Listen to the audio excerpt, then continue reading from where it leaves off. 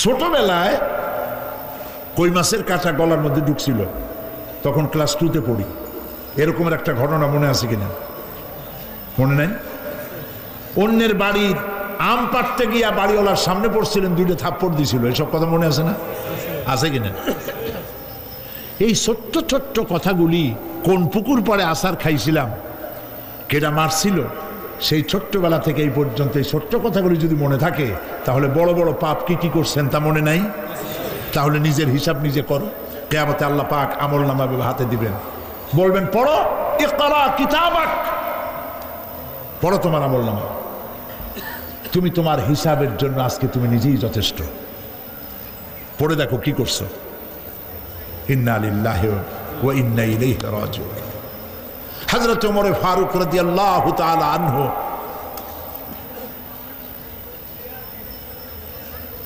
তিনি একবার অন্ধকার রাত্রে যাচ্ছিলেন, পিছনে ছিল অনেক লোকজন ছিল। হাঁটতে হাঁটতে তিনি প্রশ্ন করলেন, আচ্ছা তোমাদের মধ্যে কি কেউ আছে এমন বলতে পারো যে কোরআন শরীফের মধ্যে সব থেকে হতাশাব্যঞ্জক আয়াত কোনটি? একজন জবাবে বললেন, অন্ধকার পিছনে, অন্ধকারের মধ্যে পিছন থেকে একজন জবাব দিল, ফামান ইয়ামাল মিসকালা যাররাতিন খায়রান ইয়ারা ওয়া মান ইয়ামাল মিসকালা যাররাতিন শাররান ইয়ারা। এর অর্থ হলো, পৃথিবীতে কেউ যদি ছোট্ট একটি পাপ নেকির কাজ করে, সরিষা পরিমাণ নেকির কাজ যদি করে সেটা দেখতে পাবে, সরিষা পরিমাণ পাপের কাজ যদি করে সেটা দেখতে পাবে। ওমর রাদিয়াল্লাহু তাআলা আনহু কাঁদতেছিলেন, কিয়ামতে সব নেকি আর পাপ যা যা করছি সব দেখানো হবে। ইন্না লিল্লাহি ওয়া ইন্না ইলাইহি রাজিউন। আল্লাহ তুমি মাফ করে দাও আমাদেরকে, আমরা বলি আমিন। কতক্ষণ হাঁটার পরে তিনি প্রশ্ন করলেন, আচ্ছা মুমিনদের জন্য কোরআনের মধ্যে সব থেকে আশাব্যঞ্জক কোন আয়াত কি আছে? পেছন থেকে আওয়াজ এলো, মুমিনদের জন্য আশাব্যঞ্জক একটি আয়াত আল্লাহ রাব্বুল আলামিন কোরআনের মধ্যে দিয়েছেন, সেটি হচ্ছে লা তাকনাতু মির রাহমাতিল্লাহ। আমার রহমত থেকে, আল্লাহর রহমত থেকে হতাশ হয়েও না, নিরাশ হয়ে যেও না। অর্থ হচ্ছে এই, আমরা পাপ করেছি, আমরা সবাই গুনাহগার কিনা বলেন? স্বীকার করি আমরা সবাই গুনাহগার কিনা? সবাই গুনাহগার। এই গুনাহগার মানুষগুলি যদি গুনায় তওবা করে, গুনার জীবনে করব না তওবা করে কেউ যদি আল্লাহর রহমতের দিকে এক বিঘত অগ্রসর হয়, হাদিসে কুদসির ভিতরে এসেছে, আল্লাহ পাক বলেন আমি আমার ওই বান্দার দিকে এক হাত আগায়া যাই। কোন বান্দা যদি গুনাহ তওবা করে আর যদি গুনাহ না করে আমার দিকে যদি হেঁটে আসে, আমার রহমত বান্দার দিকে দৌড়াইয়া যায়। আল্লাহর গজবের চাইতে রহমত বেশি। বান্দা তোমার গুনাহ যদি আকাশ সমান হয়, আল্লাহর, তোমার গুনাহ যদি পাহাড় সমান হয়, আল্লাহর রহমত আকাশ সমান। তোমার গুনাহ যদি আকাশ সমান হয়, আল্লাহর রহমত তার আরশে আজিম ছায়া গেছে। সুবহানাল্লাহ। মাপ চাও, ক্ষমা চাও, তওবা করো, জীবনে গুনাহ আর করব না। যে ব্যক্তি তওবা করবে, গুনাহ থেকে বাঁচবে, আল্লাহ তাদেরকে রক্ষা করবে। প্রিয় ভাইয়েরা, এই দুনিয়ার জিন্দেগিতে পৃথিবীর মহব্বতে আমরা পাগল হয়ে গেছি। সবাই শুধু টাকা টাকা, টাকা ছাড়া দুনিয়াটা ফাঁকা। দুনিয়া কা মজা লে লো, দুনিয়া তোমারি হ্যায়। খাও দাও ফুর্তি করো, দুনিয়াটা মস্ত বড়। এগুলি শয়তানদের কথা। কাদের কথা? শয়তানদের কথা। আল্লাহ বলেছেন কুলু ওয়া তামাত্তাউ, খা, জব্বার খাও, খা, খার ফুর্তি কর। মাতাউন কালিল সুম্মা মাওয়াহুম জাহান্নাম ওয়া বিসাল মাসির। সামান্য কয়েকদিনের জন্য দালান কোঠা বানাইয়া ফুর্তি কর, এরপরে জায়গা হবে জাহান্নামে। জায়গা হবে কোথায়? জাহান্নামে। প্রিয় ভাইয়েরা, এই দুনিয়াটার দৃষ্টান্ত একটা পরের স্ত্রীর মতো সুন্দরী যুবতী, রূপবতী, স্বাস্থ্যবতী পরের একটা স্ত্রী। এইটারে দেখে আফসোস করে কোনো লাভ আছে? জবাব দেন, যারা কথা বোঝেন তারা জবাব দেন।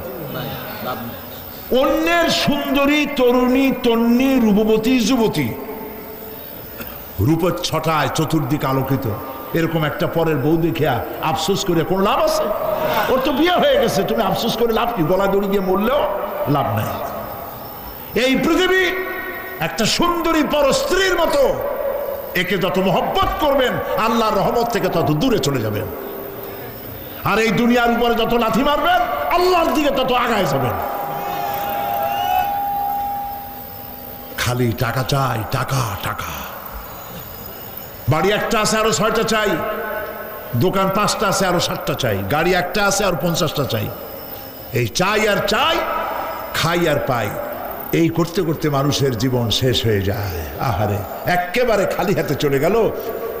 ইন্ডাস্ট্রি পড়ে থাকলো, বাড়ি পড়ে থাকলো, গাড়ি পড়ে থাকলো, 3খান কাপড় নিয়ে আর চলে গেল গর্তের মধ্যে। আহারে, ছেলে মেয়ে বউ চোখের একটু পানি ফেলাইলো ওই দিন, আর কিচ্ছু না, কবরের মধ্যে রেখে দিল। এখন কবরের ভিতরে ফেরেশতা চলে এসেছে। বেঈমান হয়ে যদি মারা যেয়ে থাকে, ঈমান নিয়ে মরে নাই, বেঈমান হয়ে মারা গেছে, কলেমা মনে আসে নাই, জিজ্ঞেস করা হবে মান রাব্বুকা মা দীনুকা মান নাবিয়ুকা, কে তোমার রব, কি তোমার দিন, কে তোমার নবী? বেঈমান বলবে হায় হাতা লা আদরি, জানি না। নাউযুবিল্লাহ, বলে নাউযুবিল্লাহ, জানি না। এখানে আপনি মুখস্থ করে গেলেই যে ওখানে জবাব দিতে পারবেন এমনটি হবে না। আমল আমল করতে হবে, আমল তৈরি করতে হবে। আমল মানে কিন্তু এইটা না যে আপনি বসে বসে তসবিহ পড়বেন, এটা লোকের আমল করে, যে লোকটা খুব আমলদার, খুব আমল করে। আমলের ইংরেজি হচ্ছে ওয়ার্ক, বাংলা হলো কাজ। তো কেউ বসে বসে কোনো কাজ নাই তসবিহ টিপতেছে, এটা কিন্তু আমল হইল? আপনার সমস্ত কাজগুলি হতে হবে আল্লাহরে খুশি করার জন্য। দোকানদারি করবেন আল্লাহরে খুশি করার জন্য করেন। কবরের ভিতরে জবাব দিবে আমি কিছু জানি না। কিছুই যখন জানলো না, শাস্তি শুরু হয়ে যাবে। সিজ্জিনে তার রূহ রাখা হবে, এ মাটির দেহ মাটির সঙ্গে মিশে যাবে। কবরের মধ্যে কোনো প্রচন্ড শাস্তি বা জাহান্নামের আগুন ইত্যাদি দিয়েছি, প্রচন্ড কোনো শাস্তি হবে না। শাস্তি হবে কবর আযাব, আযাবুল কবর হক, আযাবে কবর হবে, তবে জাহান্নামের শাস্তি মতো হবে না। আসামি কনভিক্টেড না হওয়া পর্যন্ত, বিচার না হওয়া পর্যন্ত যেমন ফালায় রাখে জেলখানার কোনো রুমে বা হাজতখানায়, ওই রকম সিজ্জিন নামক একটা জায়গা আছে, ওইখানে রেখে দেবে। শাস্তি হবে কিসের উপরে? রুহের পরে। অনেকে মনে করে যে কবর হলো ওই শুধু মাটির মধ্যে ওইটা, কিন্তু এইটার নাম শুধু কবর না। মানুষের জীবনের 4টে স্তর। কয়টা স্তর? একটা হলো আলমে আরওয়াহ, আরেকটি হচ্ছে আলমে আজসাম অথবা আলমে আসবাব, আরেকটি হচ্ছে আলমে বারজাখ, আরেকটি হচ্ছে আলমে আখিরাত। কয়টা হলো? 4টা। আলমে আরওয়াহ রুহের জগৎ, যেখান থেকে আমরা আসছি, আর আলমে আজসাম বা আলমে আসবাব হলো বস্তু জগৎ, যেখানে আমরা আসি। এরপরে মৃত্যু থেকে শুরু করে কিয়ামতের দিন পর্যন্ত যে সময়টা, এই সময়টার নাম হলো আলমে বারজাখ। বারজাখ শব্দের অর্থ হলো জবনিকা, পর্দা, স্ক্রিন, একটা পর্দার আড়ালে নিয়ে যাওয়া হবে। এরপরে হবে আলমে আখিরাত, যেখানে জবাবদিহির জন্য সকলকে উঠতে হবে। শাস্তি হবে রুহের উপরে। এখন আপনি বলবেন যে রুহের শাস্তি হয় কেমনে? রুহ তো দেখা যায় না। রুহ কি দেখা যায়? রুহ সম্পর্কে প্রশ্ন করা হয়েছে, ওয়ায়াসআলুনাকা আনির রূহ কুলির রূহু মিন আমরি রাব্বি। নবী, আপনাকে প্রশ্ন করা হয় রূহ কি জিনিস, আপনি বলুন রূহ হচ্ছে আল্লাহ পাকের একটি অর্ডার। তো এই অর্ডার, একটি হুকুম, যার কোনো আকার নাই, এইটারে আল্লাহ শাস্তি কেমনে দেবে? এই শাস্তি আপনি এই দুনিয়ায় বুঝতে পারবেন। হঠাৎ করে আপনার গ্রেফতারি পরোয়ানা জারি হয়ে গেছে, তখন একটা টেনশন ক্রিয়েট করে। এই শাস্তিটা কোথায় হয়? বডির উপরে না রুহের উপরে? রুহের উপরে হয়। ঘুমায় আছেন, স্বপ্নে দেখতেছেন বাঘে তাড়াইতেছে, বউ কাছে শোয়া, পুলিশে তাড়াইতেছে, বাঘে তাড়াইতেছে, সাপে তাড়াইতেছে, ঘেমে ভয়, আপনি ভয়তে ঘেমে হার্টবিট এত বাড়ছে, ঘুমের থেকে জেগে বউরে ধমকাচ্ছেন যে আমারে বাঘে তাড়াইলো, তুমি একেবারে নাক ডেকে জন্মের মতো ঘুমাইতেছ। বউ তো টেরই পায় নাই, ঠিক কিনা? এই যে বাঘে তাড়াইলো, পুলিশে তাড়াইলো, সাপে তাড়াইলো, ঘুমের মধ্যে কষ্টে ঘাম বেরিয়ে গেল, এই শাস্তিটা কিছুর উপর হইল? রুহের উপরে। এটা আল্লাহ দেখাই দিলেন, মরার পরে এর থেকে মারাত্মক কঠিন শাস্তি রুহের উপরে হবে। তারপরে বডি বানানো হবে জাহান্নামে দেওয়ার জন্য। এগুলির ব্যাপারে আমি আলোচনা করেছিলাম চট্টগ্রামে বছর সূরা নাবার তাফসীর করেছিলাম। সূরা নাবা আম্মা ইয়াতাসাআলুন 5 দিন তাফসীর করেছি। 31 জন হিন্দু খ্রিস্টান মুসলমান হয়ে গেছে এবার চট্টগ্রামে। নবী করিম সাল্লাল্লাহু আলাইহি ওয়াসাল্লাম বলেছেন, কেউ যদি দুনিয়ায় বেঁচে থাকা অবস্থায় কিয়ামতের দৃশ্য দেখতে চায়, সেজন্য সূরা নাবা, সূরা আত-তাকবীর, সূরা নাজিআত, সূরা আল ইনফিতার, এই সূরাগুলি যেন পড়ে, তাহলে দুনিয়ায় জীবিত থাকা অবস্থায় কিয়ামতের দৃশ্য দেখতে পারবে। ঈমানদার ব্যক্তি, যে ব্যক্তি মরার সময় মুখে উচ্চারণ করতে পেরেছে লা ইলাহা ইল্লাল্লাহু মুহাম্মাদুর রাসূলুল্লাহ, জোরে সোরে পড়েন লা ইলাহা লা ইলাহা লা ইলাহা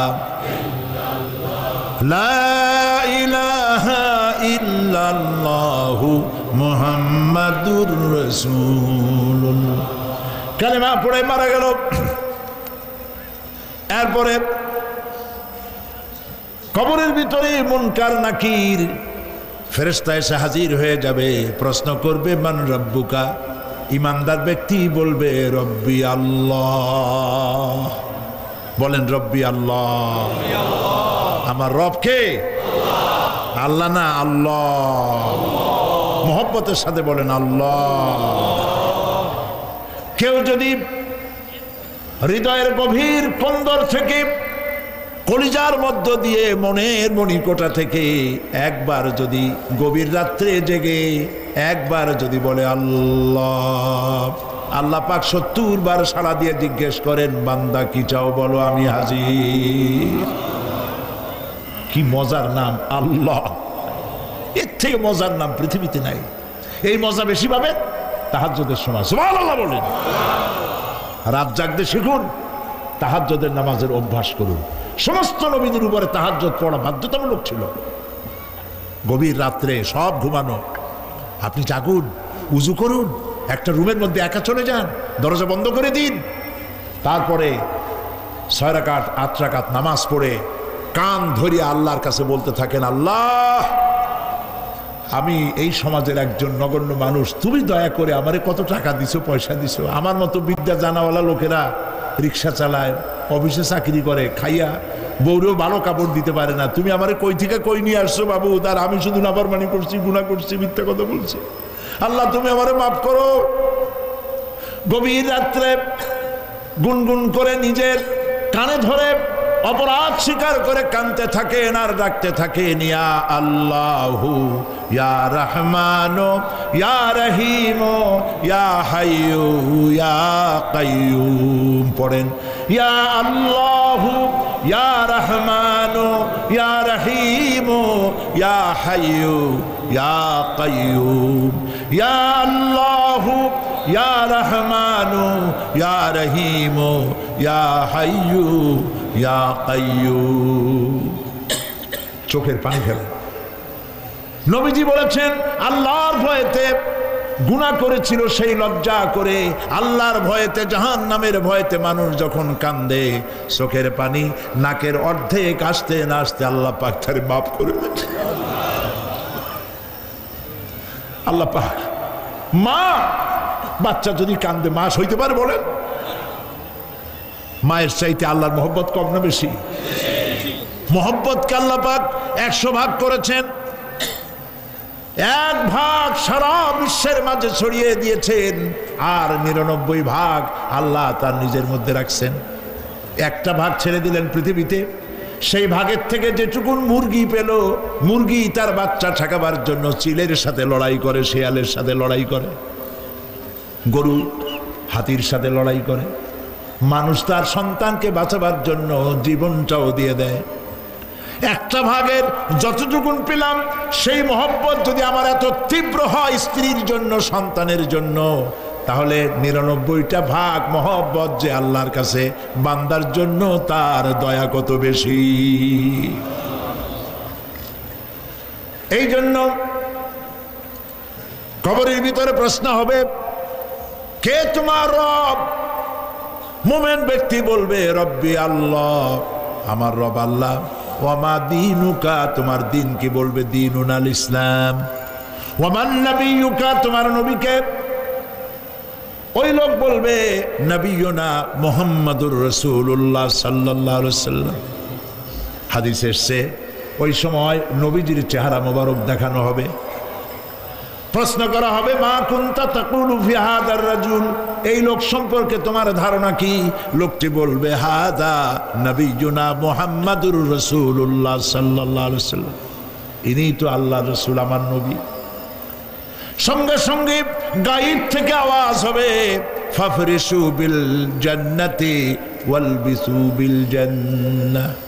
ও আমার ফেরেশতারা, আমার বান্দার জন্য জান্নাতের বিছানা কবরের মধ্যে বিছায় দাও, আর আমার বান্দাকে জান্নাতের পোশাক পরায় দাও।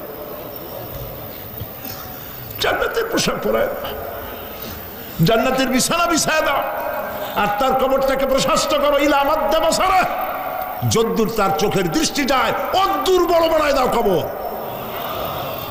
ফেরেশতারা বলবেন, নোম কা নাউমুল উরুস, দুলামিয়া যেমন বাসর সজ্জায় বউ নিয়ে ঘুমায়, তুমি আরামে ঘুমায় থাকো ইলা ইয়াউমিল কিয়ামা।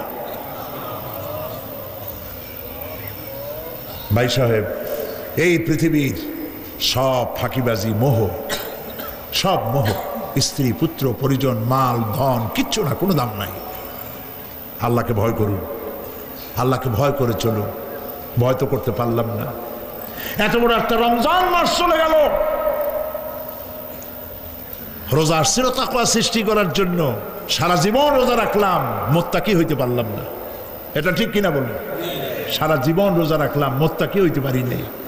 এখনো মিথ্যা কথা বলি, ওজনে কম দেই, খাদ্যে ভেজাল দেই। কথা ঠিক কিনা? মিথ্যা কথা বলতেছেন। মিথ্যা কথা বলা কবিরা গুনাহ, মিথ্যা কথা বলা সমস্ত গুনার মা। কথায় কথায় মিথ্যা বলা হচ্ছে। দোকানদারি করতেছেন, কষ্ট করে মাল কিনছেন, লাভের জন্যই তো কিনছেন, মিথ্যা কন কেন? ওজনে কম দিচ্ছেন, ভেজাল দিতেছেন, ভেজাল দিয়া কম দিয়া কয় টাকা উপার্জন করবেন? আর কতগুলি খাইতে পারবেন আপনি?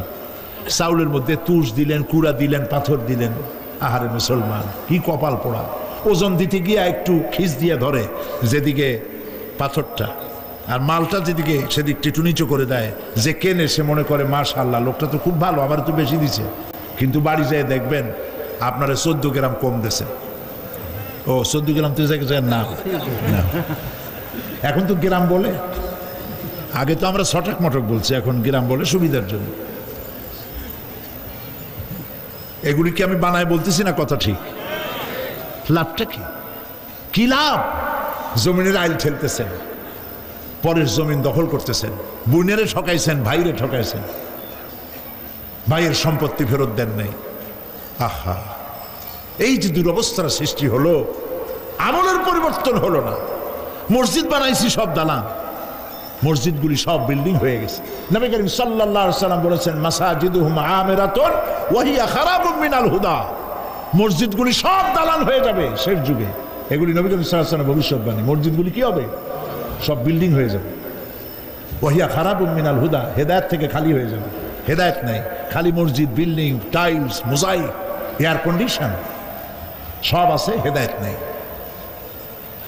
কবি বলতেছেন, मस्जिद तो बना ली है शब भर में ईमान की हरारत वालों ने, मन पुराना पापी रहा बरसों में नमाजी बनना सिखा। মন চাইছে তাড়াতাড়ি করে মসজিদ একটা বানাই ফেলাইছে, কিন্তু বছর বছর নামাজ পড়লো, মন সেই পুরানা পাপী রয়ে গেছে, সেই পাপ থেকে সে বাঁচতে পারে নাই।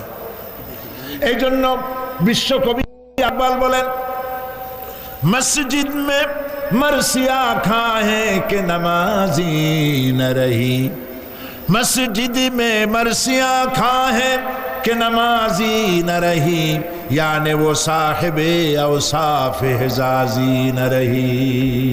মসজিদ আটকানতেছে, আমার সেই নামাজি কই? যেই নামাজিরা যখন নামাজ পড়তো পাখি এসে মাথার উপরে বসতো, পাখিতে বুঝতে পারতো না যেটা মানুষ না গাছ। সুবহানাল্লাহ। আর এখন ইমাম যদি নামাজ পড়তে আত্মাহিত করতে দেরি করে, ধীরে ধীরে পড়তেছে, পিছন থেকে সিগন্যাল মারা শুরু করে, বেয়াদব। ইমাম যদি নামাজের মধ্যে, ইমামকে কখনো গলায় কাশি দিয়ে আপনি ডিকটেট করতে পারবেন না, বেয়াদবি, নামাজ নষ্ট হয়ে যাবে। অনেকে করে কিনা বলে, ওর নিজেরটা শেষ হয়ে গেছে এই জন্য ইমাম করে না কেন, সেই জন্য কাশি দেয়। এটা ফাজলামি করার জায়গা নয়। প্রিয় ভাই সব, সুতরাং আমল যদি ভালো না হয় মসজিদ সুন্দর বানায় লাভ হবে না। আমল যদি ভালো না হয় সুন্দর জামা টুপি পরে কোনো লাভ হবে না। শরীরে হয়েছে ক্যান্সার আর মাথায় মাখতেছে লক্ষ্মী বিলাসের তেল, লাভ আছে? বলেন লাভ আছে? কোনো লাভ নেই। আমল পরিবর্তন, মিথ্যা ছাড়তে হবে, মিথ্যা ছাড়তে হবে। ওয়াদা করতে পারবেন যে মিথ্যা আর বলবো না? পারবেন? ওজনে কম দেব না, ওয়াদা করতে পারবেন? জমিনের আইল ঠেলবো না, পরের হক নষ্ট করবো না, অহংকার করবো না, পারবেন? তাহলে জান্নাতের রাস্তা ক্লিয়ার হবে, নইলে ক্লিয়ার হবে না। ওয়াদা করি, বলেন ইয়া আল্লাহ। দুই হাত উঁচু করেন, বলেন ইয়া আল্লাহ, তোমার পবিত্র নামে কসম করি, ওয়াদা করি, যতদিন পর্যন্ত মালাকুল মউত আমার মাথার কাছে না আসতেছে, ফরজ নামাজ, ফরজ রোজা ছেড়ে দেব না। ইয়া আল্লাহ, আর মিথ্যা কথা বলবো না, ওজনে কম দেব না, খাদ্যে ভেজাল দেব না, অধীনস্থ নারীদেরকে বেপরদা রাখবো না, অহংকার করব না, সুদ খাবো না, সুদ দেব না, ঘুষ খাবো না, ঘুষ দেব না, শিরক করব না, বেদাত করব না। আল্লাহ তাআলা তুমি দয়া করে আমার ওয়াদা কবুল করো, আমিন। হাত নামা। আল্লাহ পাক কবুল করুন, সবাই বলেন আমিন। যদি এই ওয়াদা পালন করতে পারি জান্নাতের রাস্তা ক্লিয়ার হয়ে যাবে। আর ওয়াদা পালন করতে পারবো না, ওয়াজের মাহফিল আইসা কোনো লাভ নেই। বছরের পর বছর ওয়াজ শুনবেন, আমলের পরিবর্তন হবে না, কোনো লাভ নাই। দোকানদারেরা ওজন টোজন ঠিক মতো দেন, মিথ্যা কথা বলা বাদ দেন, ওজন একটু কমাইয়ে দিয়া, খাদ্যে ভেজাল দিয়া কোনো লাভ নাই। এগুলি আপনি কবরে নিতে পারবেন না, শুধু পাপ আর পাপ। কথা বুঝে আসছে আপনাদের? আর প্রত্যেকটি মানুষকে তাওহীদবাদী হতে হবে, শিরক মুক্ত হতে হবে। শিরক হলো মাজারগুলিতে গিয়ে মনের আশা আকাঙ্ক্ষা সেখানে বলা, এটি হচ্ছে শিরক। এই কাজ আপনারা করবেন না। কুমিল্লা কি মাজার আছে? আছে? কোন মাজারে যাবেন না, কোনোদিন যাবেন না, কোনো প্রয়োজন নাই। বিপদে পড়েছেন, উজু করবেন, মসজিদে চলে যাবেন, সুবহানাল্লাহ বলেন। মসজিদে গিয়ে 2 রাকাত কাজায়ে হাজতের নামাজ পড়বেন, আল্লাহর কাছে কাঁদবেন। মাজারে যিনি শুয়ে আছেন বিশ্বাস করেন, কোরআন শরীফ আমার সামনে, বিশ্বাস করুন, যিনি কবরে শুয়ে আছেন আপনাকে 4 পয়সার উপকার করতে পারবে না। মাঝখানে আপনি শিরকের গুনাহ নিয়ে আল্লাহর দরবারে হাজির হবেন। মাজারে টাকা দিবেন না, পয়সা দিবেন না, মানত করবেন না। মাজার একটা ব্যবসা। মাজার আজকাল কি? মাজার আর রস সব ব্যবসা। আপনারা এইসব কাজে যাবেন না। আগরবাতি, মোমবাতি, চাদর দেওয়া, মশারি দেওয়া, এগুলো মুসলমানের কাজ না। হিন্দু, খ্রিস্টান, বৌদ্ধ যা করে আমরা কি তা করতে পারি? জোরে বলেন, পারি? কবরে যদি একটু চিন্তা করেন ভাইরা, মাথাটা একটু খাটান, কবরে যদি চাদর দেওয়াই লাগে তাহলে রাসূল করিম সাল্লাল্লাহু আলাইহি ওয়াসাল্লামের কবরের উপরে সোনার সুতা দিয়ে চাদর দেওয়া উচিত ছিল। তুলার সুতা না, সোনার সুতা। আর ওই রকমের দেওয়ার সিস্টেম হলে উম্মতেরা সোনার সুতা না, নিজের বুক নিজে ভাইয়া কলিজা বার করে রাসূলুল্লাহর কবরের উপর দিয়ে দিত। নবীর পরে সম্মান সাহাবায়ে কেরাম। সাহাবায়ে কেরামদের কবরের উপরে চাদর নাই, আগরবাতি নাই, মোমবাতি নাই, গোলাপ পানি নাই, গম্বুজ নাই। মাজার একটা হইছে, সেটারে গম্বুজ বানাইতে হবে। কেন গম্বুজ বানাবে? দরকারটা কি? তওবা করুন, জিন্দেগিতে আর কোনোদিন মাজারে কোনো সাহায্য করবেন না, 1 পয়সাও না। পয়সা দিবেন, টাকা পয়সা দিবেন, এতিমকে দিবেন, ভিক্ষুককে দিবেন, বিধবাকে দিবেন। পরীক্ষা দিতে পারে না, ফি দিতে পারে না, পরীক্ষা দিতে পারছে না, ওরে দেন। বাড়িতে চাল নাই, পানি পড়ে, ওরে দেন। অন্ধ মানুষকে দেন, লুলাকে দেন, এতিমখানায় দেন, মাদ্রাসায় দেন, টিউবওয়েল বানায় দেন যেখানে পানি নেই। এই সব কাজ করেন, সব হবে। সুবহানাল্লাহ কোন মাজারে, কোন মাজারে, আজকের মাহফিলে যত লোক হাজির হয়েছেন, কোন মাজারে কোন টাকা পয়সা, আগরবাতি, মোমবাতি, চাদর জিন্দিগিতে দেবেন না। কারা দেবেন না? হাত উঁচু করে দেখান। আলহামদুলিল্লাহ, হাত নামা, হাত নামা। আমি গতকাল এখানে বলেছি, কুমিল্লার ডিসি সাহেবকে আমি গত রাত্রে তার সঙ্গে আমি কথা বলেছি, তিনি একমত হয়েছেন। কুমিল্লার কোন দেওয়ালে সিনেমার অশ্লীল পোস্টার থাকতে পারবে না। সিনেমা ব্যবসায়ীদের বলে দিবেন, আপনারাও বলে দিবেন তাদেরকে, সিনেমার ব্যবসা করো, অশ্লীল ছবি দেখাইতে পারবে না। বাইরে লেখা থাকবে একটার, ভিতরে কাটপিস দেখাবা ইংলিশ ছবি। এই হারাম ব্যবসা, সিনেমার ব্যবসা যারা করে, ওদের মতো কপাল পোড়া আকাশের নিচে জমিনের উপরে আর নাই। কারণ কি জানেন? কারণ কি? আরে বাবা থামো, কারণ কি সেটা শোনেন। কারণ হচ্ছে, মসজিদ যে বানাইলো, ওই মসজিদে যতদিন নামাজ হবে, জিকির হবে, তেলাওয়াত হবে, কিয়ামত পর্যন্ত যে পয়সা দিছিল সে সওয়াব পাবে। আর সিনেমা যে বানাইলো, সিনেমা দেখিয়া এরকম বই কি কুমিল্লা আসছে? এমন একটা লোকেরা বলা বলি করতেছে, সুবহানাল্লাহ, এমন একটা ছবি আসছে, যারাই দেখলো সব উমরা করতে রওনা হয়ে গেছে। এমন ছবি আসছে যা দেখিয়া সমস্ত মানুষ তাহাজ্জুদ পড়া শুরু করছে। এরকম হয়েছে। যত ছবি আসলো, ছবি দেখলো, পরের মেয়ে কেমনে হাইজ্যাক করবে, কেমনে ব্রিফকেসের মধ্যে বন্দুক, রাইফেল, গুলি ভাঙ্গে চুরে থুইয়া 10 তলার গ্লাস ভাঙ্গা লাভ দিয়ে পড়িয়া, খালের মধ্যে পড়িয়া, নদীর মধ্যে দিয়ে ফুড়িয়ে উঠে পাহাড়ের উপর দিয়ে পরের মেয়ে নিয়ে দৌড় দিল। এই সব সন্ত্রাসী, ডাকাত, জেনাকার, বদমাশ তৈরি করা হয়। ঠিক না বলো? এই সিনেমা যারা বানাইছো, কান খুলে শোনো। এই সিনেমা যারা দেখতে আসলো, জোহরের নামাজ গেল, মাগরিবের নামাজ গেল, আসর গেল, এশার নামাজও গেল, ঠিক কিনা? এতগুলো নামাজ গেল, আর তারপরে চরিত্র নষ্ট করলো। চরিত্র নষ্ট করে ফেন্সিডিল খাইলো, এরপরে চুরি করলো, ডাকাতি করলো, সন্ত্রাস করলো, জেনা করলো। বেটা তুই মর, যে সিনেমা বানাইছো মর, মরে দেখবি কিয়ামত পর্যন্ত এই সিনেমা দেখে যত লোকের চরিত্র নষ্ট হয়েছে, সমস্ত পাপ মাথায় নিয়ে কিয়ামতে আল্লাহর দরবারে দাঁড়াতে হবে।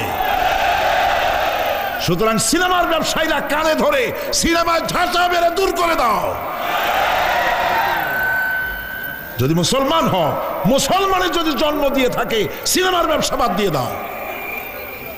আল্লাহ রহম করুক, বলেন আমিন। কপাল পোড়া না হইলে সিনেমার ব্যবসা, এত ব্যবসা থুইয়া তুমি মানুষের চরিত্র ধ্বংস করার জন্য ব্যবসা করতেছ। এরপরে আকাশ সংস্কৃতি, কে যাবে? আকাশ সংস্কৃতি ডিশ এন্টিনার মাধ্যমে, সাইবার ক্যাফে এগুলি বানায়া রাস্তার মোড়ে মোড়ে দোকান করে, কম্পিউটারের ভেতরে, ক্যাসেটের ভিতরে, ইন্টারনেট ইত্যাদির মধ্য দিয়ে অশ্লীল ছবি প্রদর্শিত হচ্ছে। রাস্তার মোড়ে মোড়ে উঠতি বয়সের যুবক যুবতী মেয়েগুলি নষ্ট হয়ে যাচ্ছে। নাউজুবিল্লাহ বলে। এগুলি জনগণকে ঐক্যবদ্ধ হতে হবে, এগুলির বিরুদ্ধে মোকাবেলা করতে হবে। সরকারকে এগিয়ে আসতে হবে অশ্লীলতা বন্ধ করার জন্য। কারণ আল্লাহ পাক বলেছেন, প্রকাশ্য এবং গোপনীয় সব রকমের অশ্লীলতা আল্লাহ পাক হারাম করে দিয়েছেন। অশ্লীল কোনো কাজ করা যাবে না। প্রিয় ভাই সব, আমরা যদি আমাদের আমলকে গঠন করতে পারি, কিয়ামতের দিন নাজাত পাবো। আমল যদি গঠন করতে না পারি, তাহলে কিয়ামতের দিন বাঁচার কোনো উপায় নাই। প্রিয় ভাইয়েরা, এই জন্য আল্লাহ রাব্বুল আলামিন কোরআনে কারীমের মধ্যে বলেছেন, আল্লাযী খালাকাল মাউতা ওয়াল হায়াতা লিয়াবলুয়াকুম আইয়ুকুম আহসানু আমালা। আমি পরীক্ষার জন্য এই জীবন দিয়েছি তোমাদেরকে, পরীক্ষা হবে। এই পরীক্ষা, জীবন আর মৃত্যু দুটি জিনিস দিয়েছি পরীক্ষা করার জন্য। এই পরীক্ষার জন্য তোমরা পাস করতে পারো। পরীক্ষা আসছে, এখন প্রশ্নপত্র সব ফাঁস করে দেওয়া হয়েছে। প্রশ্নগুলি সঠিকভাবে আদায় করুন। প্রশ্নগুলি পড়ুন এবং জীবনটাকে সেইভাবে গড়ুন। নামাজটা সহি করে আদায় করুন। বহু মুসলমান আছে নামাজই পড়ে না, নামাজ পড়তে জানেও না। নবী করিম সাল্লাল্লাহু আলাইহি ওয়াসাল্লাম বলেছেন, সাল্লু কামা রাআইতুমুনি উসাল্লি, নামাজ পড়ো সেইভাবে যেভাবে আমাকে তোমরা পড়তে দেখো। সুবহানাল্লাহ। আর রাসূলুল্লাহ কেমনে নামাজ পড়তেন? এইটা বর্তমান বিশ্বের শ্রেষ্ঠ হাদিস বিশারদ আল্লামা নাসিরউদ্দিন আলবানী তিনি ইন্তেকাল করেছেন। আল্লাহ পাক তাকে জান্নাতুল ফেরদাউসের মেহমান বানায় নিক, বলেন আমিন। তার লেখা বই আছে রাসূলুল্লাহ সাল্লাল্লাহু আলাইহি ওয়াসাল্লামের নামাজ, বইয়ের নাম রাসূলুল্লাহ সাল্লাল্লাহু আলাইহি ওয়াসাল্লামের নামাজ, ছোট্ট একটা বই। এই বইটা আপনারা কিনবেন। এই বইটা যেভাবে লেখা আছে নামাজ সেইভাবে পড়বেন। নামাজ রাসূল করিম ঠিক যেভাবে পড়েছেন ওইভাবেই লেখা আছে। আপনি আন্দাজে পড়লে হবে না, টুকুর টাক্কুর করে কয়েকটা সেজদা দিলেই হবে না। তা দিলে আর কান একটা সেজদা থেকে আরেকটা সেজদার মাঝখানে সময় দিতে হবে, রুকু থেকে দাঁড়ায় সময় দিতে হবে, ধীরে ধীরে নামাজ পড়তে হবে। অথচ আমরা নামাজ পড়ি সব থেকে ব্যস্ততার সাথে, দ্রুত, রকেট সার্ভিস। কোরআন শরীফের ভিতরে নামাজের গুরুত্ব সর্বাধিক দেওয়া হয়েছে। নামাজের কথা কয়বার বলা হয়েছে? 82 বার। 82 বার আল্লাহ পাক বলেছেন নামাজ আদায় করো, 82 বার বলেছেন। আর নবীজি বলেছেন লা দীনা লিমান লা সালাতা লাহু, যার কাছে নামাজ নাই তার কাছে দিন বলে কোনো জিনিস নাই। মান তারাকা সালাতান মুতাআম্মিদান ফাকাদ কাফারা, ইচ্ছে করে যে ব্যক্তি নামাজ ছেড়ে দিল কাফের হয়ে গেল, বলেন নাউজুবিল্লাহ। কিয়ামতের দিন, বুখারী শরীফের হাদিস, আল্লাহ পাকের নবী বলেছেন কিয়ামতের দিন সর্বপ্রথম আল্লাহ জিজ্ঞেস করবেন বান্দা নামাজ পড়ছো কিনা। প্রথম প্রশ্ন কি বলেন? প্রথম প্রশ্ন কি? যার নামাজ কবুল তার সমস্ত নেক আমল মঞ্জুর, যার নামাজ কবুল হবে না কোনোটাই মঞ্জুর হবে না। কথা বুঝতে পেরেছেন? নামাজ সঠিকভাবে আদায় করতে হবে। নবী করিম সাল্লাল্লাহু আলাইহি ওয়াসাল্লাম ইন্তেকালের 5 দিন আগে থেকে জ্বরাক্রান্ত হলেন, রোগাক্রান্ত হলেন, জ্বরে আর মাথার যন্ত্রণায় অস্থির হয়ে যেতে লাগলেন, বেহুশ হন আবার হুশ হন। যেদিন তিনি ইন্তেকাল করবেন তার আগের দিনেও তিনি জোহরের নামাজ পড়ার জন্য সাহাবীদের কাঁধের উপরে ভর দিয়ে নামাজ পড়তে গেছেন। পা উঁচু করে নিতে পারেন নাই, পা টেনে টেনে নিয়েছেন। তিনি সেখানে খুতবা দিলেন, বললেন ও আমার উম্মতেরা, এই পৃথিবীতে আল্লাহ রাব্বুল আলামিন তার এক বান্দাকে পৃথিবীর সব জাগতিক সম্পদ দিতে চেয়েছিলেন, কিন্তু সেই বান্দা সব জাগতিক সম্পদকে উপেক্ষা করে আল্লাহর সঙ্গে দিদার করা বেশি পছন্দ করেছেন। কেউ কিছুই বুঝলো না। হযরত আবু বকর রাদিয়াল্লাহু তাআলা আনহু খুব কাঁদতে লাগলেন। তিনি বুঝতে পেরেছেন যে এই পৃথিবীতে সমস্ত সম্পদ দিতে চেয়েছিলেন আল্লাহ যাকে, তার নাম বিশ্বনবী। তিনি সবগুলি উপেক্ষা করে আল্লাহর সঙ্গে দিদার করা বেশি পছন্দ করেছেন। আমরা অতি তাড়াতাড়ি নবীজি থেকে নবীর এতিম হয়ে যাব। পরের দিন ইশার নামাজের রক্ত হলো, আজান হয়ে গেল, মসজিদে মুসল্লিরা ভরে গেছে, সাহাবায়ে কেরাম সব এসে গেছেন। হুজুরের জন্য বহুক্ষণ অপেক্ষা করার পর হযরতে আবু বকর রাদিয়াল্লাহু তাআলা আনহু তিনি ইমামতির জায়গায় দাঁড়ায় গেছেন। নবীজি বেহুশ অবস্থায় ছিলেন ঘরের মধ্যে। হুশ আসার পর তিনি হযরত আয়েশাকে বললেন, আয়েশা, মসজিদে নববীতে এখন কি হতেছে? তিনি বললেন, নামাজ হচ্ছে। লোকেরা আপনার অপেক্ষা করেছে, কিন্তু আপনাকে না পাইয়া দীর্ঘক্ষণ অপেক্ষা করার পর আপনাকে না পেয়ে আমার বাবার ইমামতিতে তারা নামাজ পড়তেছে, কিন্তু মুসল্লিদের মধ্যে কান্নার রোল পড়ে গিয়েছে। তাদের ধারণা হয়েছে নবীজির জায়নামাজে যখন হযরত আবু বকর দাঁড়ায় গেছে, নবীজির পিছনে নামাজ পড়া আর আমাদের কিসমতে হবে না। নবীজি বলছেন, আয়েশা রে, মসজিদে নববীর দিকের দরজাটা খুলে দাও, আমি নামাজের দৃশ্য দেখতে চাই। দরজা খুলে দেওয়া হলো। নবীজি কোন রকম মাথা উঁচু করে মসজিদে নববীতে নামাজের দৃশ্য নিজে অবলোকন করে আবার শুয়ে পড়লেন। হযরত আয়েশা লক্ষ্য করে দেখেন নবীজির চোখের পানি দিয়ে কোনা দিয়া পানি বেয়ে বেয়ে পড়ছে। হযরত আয়েশা প্রশ্ন করলেন, ইয়া রাসূলুল্লাহ, নামাজের দৃশ্য দেখি কাঁদছেন কেন? হুজুর বলেন, আয়েশা রে, এটা কোনো দুঃখের পানি নয়, আমি কাঁদতেছি এই জন্যে, এই নামাজের জামাত কায়েমের জন্য তায়েফের ময়দানে অনেক রক্ত ঝরেছে, আবার ওহদের ময়দানে দান দান শহীদ হয়েছে, সাহাবায়ে কেরাম জীবন দিয়েছে। আজ আমি দেখতে পেলাম আমার উম্মতেরা জামাতে নামাজ পড়ছে। আমার ধারণা হলো ভবিষ্যতে কিয়ামত পর্যন্ত আমার উম্মতেরা এইভাবে জামাত বন্দী হয়ে নামাজ আদায় করবে। নবীজি আবার বেহুশ হয়ে পড়লেন। মসজিদে নববী থেকে আজ আর কেউ বাড়ি যায় না, সবাই কান্দে। আজ রাত বোধহয় নবীজি কাটাবেন না। মেয়েরা কাঁদতেছে, সাহাবায়ে কেরাম কাঁদতেছেন, আজওয়াজে মুতাহারাত তারা কাঁদতেছেন। নবীজির আবার হুঁশ হলো, তাকায় দেখেন ঘরের মধ্যে কান্নাকাটি, মসজিদে নববীতে কান্নাকাটি। সব থেকে বেশি কাঁদতেছেন মা ফাতেমা। নবীজি হযরত ফাতেমার কান্না দেখে ইশারা করলেন, কাছে আয়। হযরত ফাতেমা রাসূলের কাছে গেলেন। নবীজি কানে কানে কি যেন বললেন, কান্নাটা বন্ধ হয়ে গেল। হযরত আয়েশা জিজ্ঞেস করলেন, মা তোমার আব্বা তোমার কানে কি বললো আর কান্না বন্ধ হয়ে গেল? হযরত ফাতেমা বলে, আম্মাজি আমার আব্বা আমাকে বললেন, মা ফাতিমা তোমার কান্না আমার বরদাস্ত হয় না, কেঁদো না, আমি মৃত্যুর পরে সকলের আগে তোমার সাথে আমার দেখা হয়ে যাবে। হযরত ফাতেমা বলছেন, আম্মাজি আমি বুঝতে পেরেছি আমার আব্বার এই কথার অর্থ কি। নবীজির ইন্তেকালের পরে আত্মীয় স্বজনের মধ্যে সবার আগে আমার মৃত্যু হবে আর আমার পিতার সাথে আমি মিলিত হতে পারবো।